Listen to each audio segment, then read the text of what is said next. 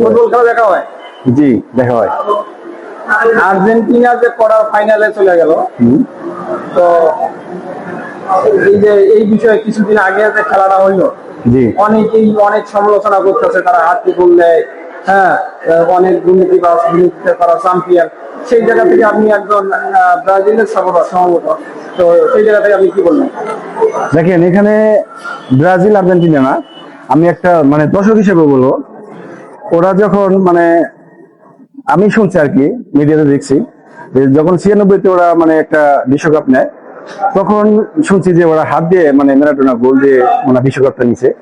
কিন্তু ওই সময় আমি বিশ্বাস করতাম না যে আসলে আর্জেন্টিনা এরকম করতে পারে, কারণ ওখানে যারা ফিফার মানে লোক ছিল তারা অনেক মানে আহ, আপনার আইনের লোক ছিল। যাই হোক, আমি বিশ্বাস করিনি। কিন্তু যখন এই আপনার মিশরের সাথে খেলা হলো, এটা তো আমরা মানে আমাদের বয়সটা যখন মানে আমরা দেখছি আর কি, দেখলাম যে না আসলে এত যে দুর্নীতি করতে পারে মানে আর্জেন্টিনা, এখানে মানে কল্পনার বাইরে ভাই, বুঝছেন? মানে কল্পনা করা যায় না আসলে একটা দল যে এরকম করতে পারে, মানে অসম্ভাবিত আসলে। তে আমি বলবো কি যে ওরা যে মানে সিএসিতে যে মানে কাপটা লইছিল, এটা সেম ভাবে এরা ওরা এরকমই করতেছে, ওরা দুর্নীতিতে একবারে 3 মিনিটে 3টা গোল কিভাবে দেয়, এটা কি রহস্য আছে? এটা রহস্য মনে করেন যে ওই যে লেফারি তো মনে করেন ওর তো 11টা প্লেয়ার না, ওরা তো পুরো 12টা প্লেয়ার খেলছে। মনে করেন লিফারি তো ওদের দলে মানে ফিফা পুরো ওরা কিনে হালাইছে। মানে এরকম যে মানে একটা মুসলিম কান্ট্রি দেশটা ওরা যে এরকম দুর্নীতি করছে, মানে এটা কল্পনার বাইরে আসলে। এগুলো আমি মনে করি যে ওদেরকে মানে এই দল থেকে মানে ফিফা থেকে ওদের একবার বহিষ্কার করা উচিত, আমি মনে করি। এখন একটা মুসলিম কান্ট্রি হয়ে যে আমাদের সাথে এরকম করতে পারে, তো নেক্সট টাইম আরো মানে আরো দল যে আছে ওদের সাথে তো করবে এরকম।